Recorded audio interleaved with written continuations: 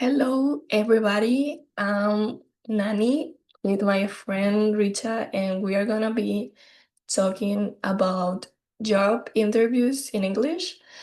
We're back in our regular podcast and discussing different topics about communication and also English. So today we want to discuss this very important topic for everybody.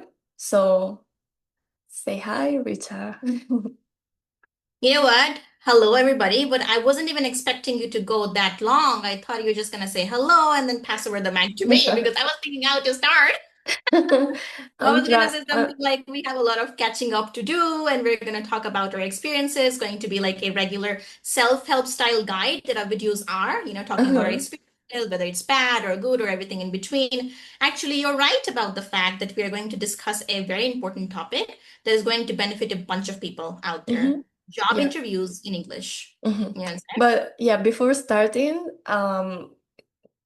comment us below if you have been interviewed in English. We want to know your experience and your first interview because we could start like talking about our first interviews in English. I know like the first interview that you had in other languages like very difficult. So I'd like to know your experience. Would you like to start, Yeah, Rita? 100%. Yes, yes.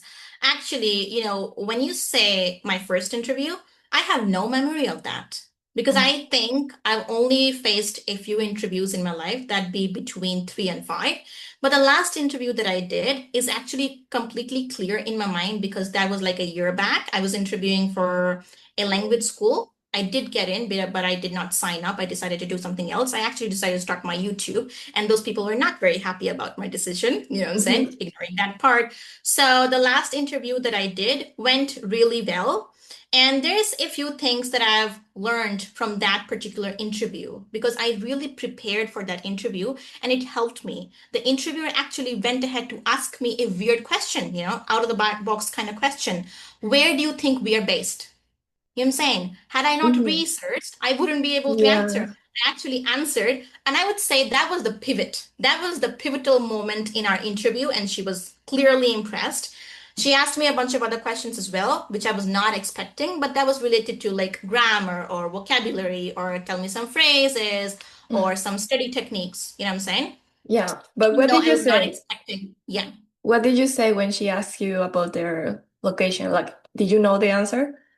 I knew the answer Mm. because I researched, I looked Yeah. up their company, I went through their mission statement and all the rest. And I even checked their social media because that's an Mhm. important part of branding these days. You cannot skip that part. You know what, Chris? This is like the importance of preparation that we definitely Mhm. have to talk about.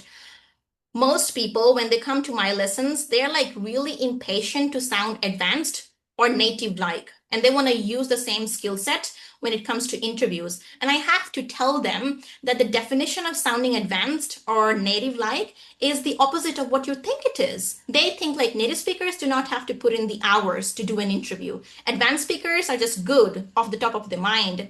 No, it is exactly the opposite of what you think. They have a lot of preparation. They have a lot of practice. You know what I'm saying? So if you ignore practice and you think there's something in the world that is going to change your communication style entirely, which would not include preparing, then you're wrong about it. You know what I'm saying? Mhm. Preparation is definitely very important, especially in situations where your preparation would be tested right then on the floor. You know what Mhm. I'm saying? Yeah. So, do you have any memories of a recent interview that you did or the first one that you did? Mhm. Yes, but before like talking about my first interview, um, like I agree with you. I think that one of the most important steps before having an interview is like being a stalker and try to research something that I do. Also, if I know who is gonna be interviewing me, I try to look at their LinkedIn or see how is the person, or try to like think about even the like do a research of the recruiter, how do you pronounce it? Yeah, Mhm. recruiter is this. Yes, Recruiter. it's Yeah. And like knowing those like simple things like about the company, like the location or their services. So you won't be like you won't be trapped in those like In a small. loop, Uh-huh. right? In a loop, yeah, where they're Yeah. trying to get to the same answer, but you do not know the answer, so you just keep ignoring it. Yeah. Yes. And yes, I remember my first interview, but I think I was very lucky because this interview was with a Mexican American interviewer. So I think he asked me some things in English at the beginning, and I tried my best, but I wasn't able to speak fluently at that time. And then we switched to Spanish. So it wasn't like a regular interview.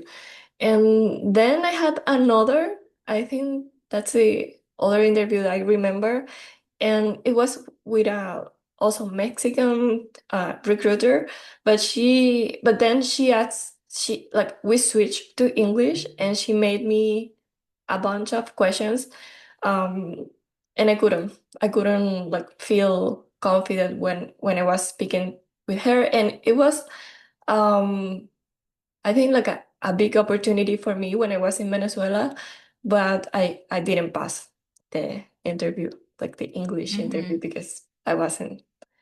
Um, That is just part of the process, you yeah. know, Hmm. failing some, Yeah. getting through some. Hmm. Yeah, and it's something like very frustrating, um, because maybe you have the knowledge, but you aren't able to speak, or maybe you're nervous and you forget everything. So, um, what do you think are the most important things to be prepared for these difficult moments when you have an interview? Right. You know what, Chris? In my opinion, it all comes down to the mindset because I've been on the other side of the table as well. I've interviewed some people as part of my job that I used to do for this YouTube guy. Yeah. And the interviewer is actually equally nervous. They're just good at hiding it Hmm. because they Yeah. cannot be visibly nervous in front of the person who they're interviewing. You know what I'm saying? So both the sides are nervous. They have to keep up the confidence, but it already just comes down to how you handle the situation and whether you're able to project your confidence onto the other person or not. Yeah, it is not a zero sum game. If the other person's confident, you can be confident as well. Most people, they're like, when I speak in an interview, because the interviewer is so confident, my confidence level goes down. It's just not like that. It's not a zero sum game. You can both be confident. And understand this, the other person asking you questions, they have it all prepared. They're so prepared. And if you show up unprepared because you think like you've paid for a bunch of lessons or that you're a good communicator, it doesn't work like that on any level. They are prepared Mhm. and so should you. Yeah. Don't show up unprepared and understand the mentality of the questioner. And there's this one section in every interview where the interviewer asks you to ask a question, isn't it? Most Mhm. people like feel blank. What do I say now? It is actually the best moment to get off script because the whole interview you have to answer questions that they ask you. You are following their script and they're not following your script. That is the only moment when you can speak your heart. Do not miss that moment. And I think like that is the only real opportunity in an interview where you can form a good impression, where you can Mhm. speak with your heart and ask them something that would take them off the hook.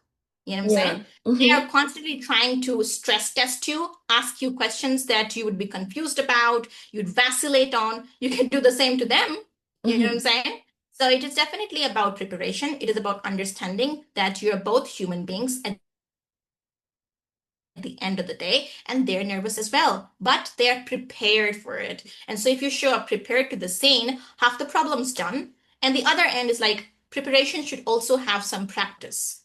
You know what I'm saying? You cannot be completely flexible or completely spontaneous.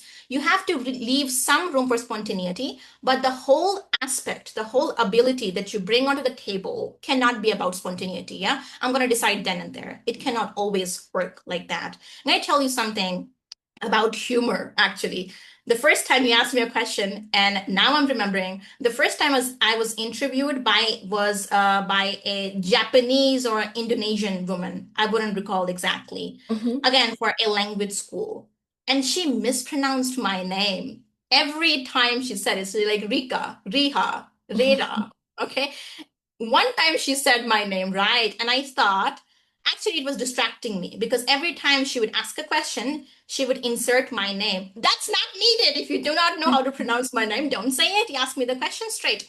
But she did that. Maybe that was her style of questioning, or she was just trying to come across as warm or something, but not working for me. It was making me like frustrated. Why are you mispronouncing my name like that? One time she said it right in the middle of the interview, Richa. And I said, oh, you do know how to pronounce my name. So why are you mispronouncing it? Like I said it in a way that made her laugh. So it is also about humor.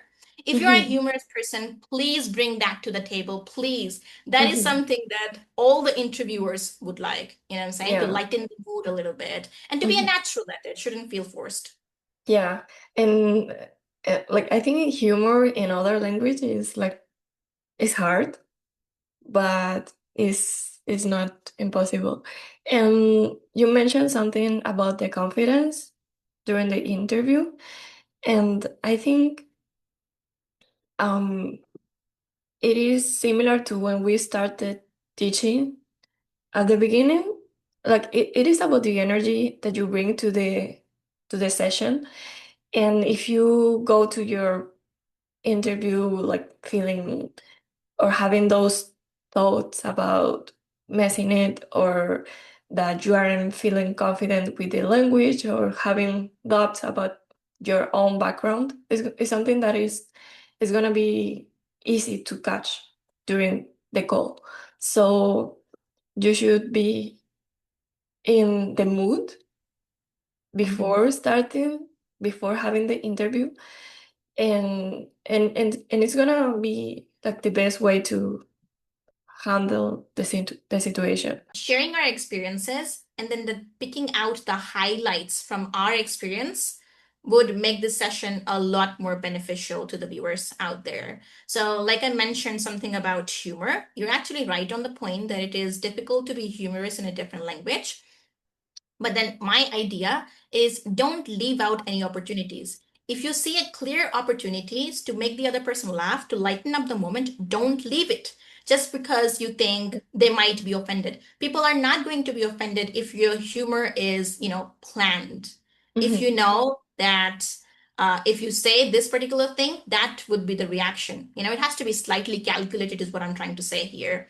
And I'm a like super humorous person, and if I'm not able to bring out the humorous side of me, then it kind of feels like, oh, this relationship is going to be very business-like.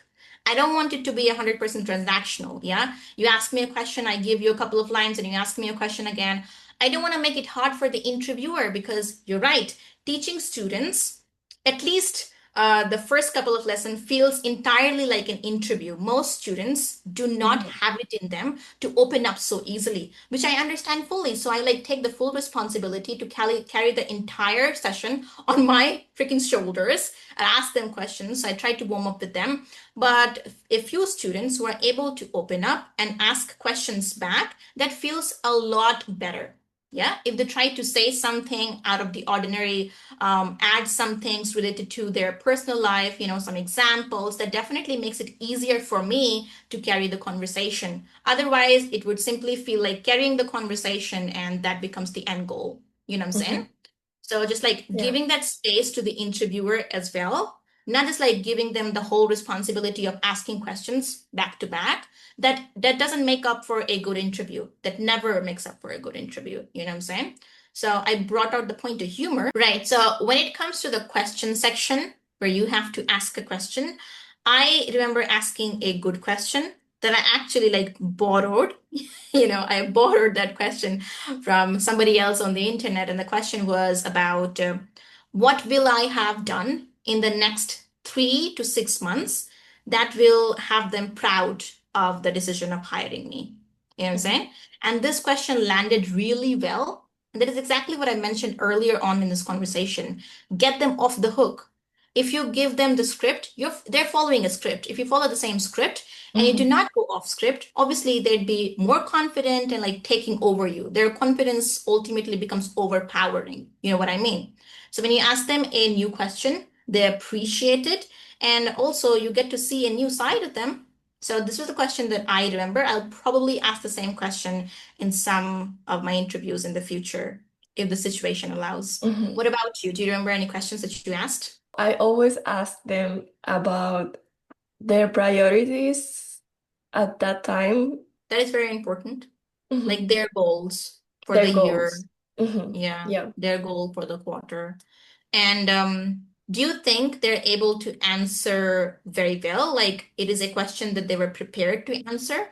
What is their reaction? This is something important because if they don't know how to answer this, it's gonna be like you can know that when you start, you're gonna have some problems knowing your responsibilities or knowing your what you have to do. So it is good to know in like the situation of the company and how they are, like why they need you. Mhm. Absolutely. Getting the specifics is very important. This conveys a clear message that you are involved in the process already and you are imagining yourself, envisioning yourself working for them, isn't Mhm. it? Yeah, Contributing to their company. All right. I think that was a very productive session, Chris. yeah, Would you it agree? was. Uh-huh. We still have a lot of catching up to do, but we have to wind down for now. We'll come back with another episode pretty soon. Touch wood, promise. Bye bye. Bye.